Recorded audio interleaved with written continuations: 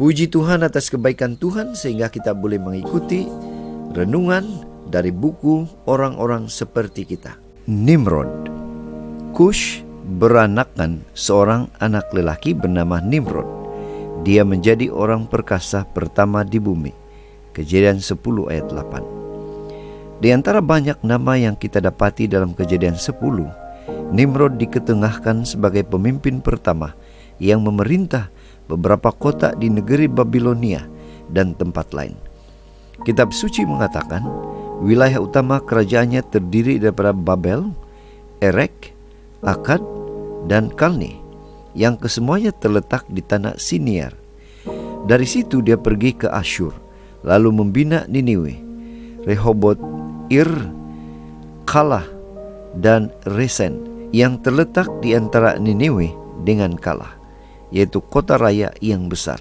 Kejadian 10 ayat 10 hingga 12. Sejarah menyokong narasi Alkitab. Telah terbukti bahwa peradaban manusia bermula di Mesopotamia. Kerajaan Nimrod wujud lama sebelum bangsa Sumeria muncul dalam sejarah sekitar 3000 sebelum Masehi. Ia sangat berinspirasi untuk mengetahui hubungan antara kitab suci dan sejarah kuno. Penguasaan Nimrod sangat serupa dengan kawasan yang dihuni pada zaman dahulu.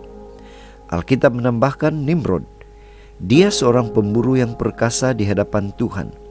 Itulah sebabnya dikatakan orang seperti Nimrod, seorang pemburu yang perkasa di hadapan Tuhan. Ayat 9.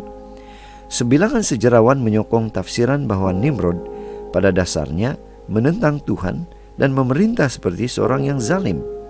Dipercayai bahwa namanya berasal dari kata kerja Ibrani Nimrod, mari kita memberontak, atau Namrad, pemberontak. Akan tetapi bukan rancangan Tuhan untuk kaum kerabat, suku dan kota yang berbeza untuk disatukan di bawah kawalan seseorang.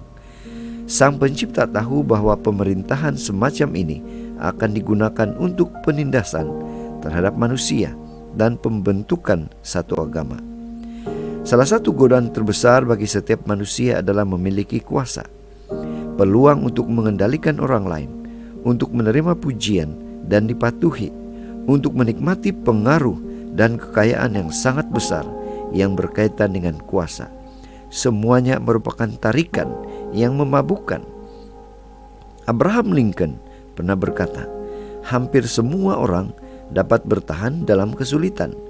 Tapi jika kamu ingin menguji watak seorang manusia, berikan dia kuasa. Satu-satunya cara untuk melepaskan godaan ini adalah dengan menyerahkan kehendak kita kepada Yang Maha Kuasa, yang lebih berkuasa, dan menjadi hamba yang setia kepada pemerintah syurga. Sekian pembacaan renungan kita hari ini. Tuhan memberkati.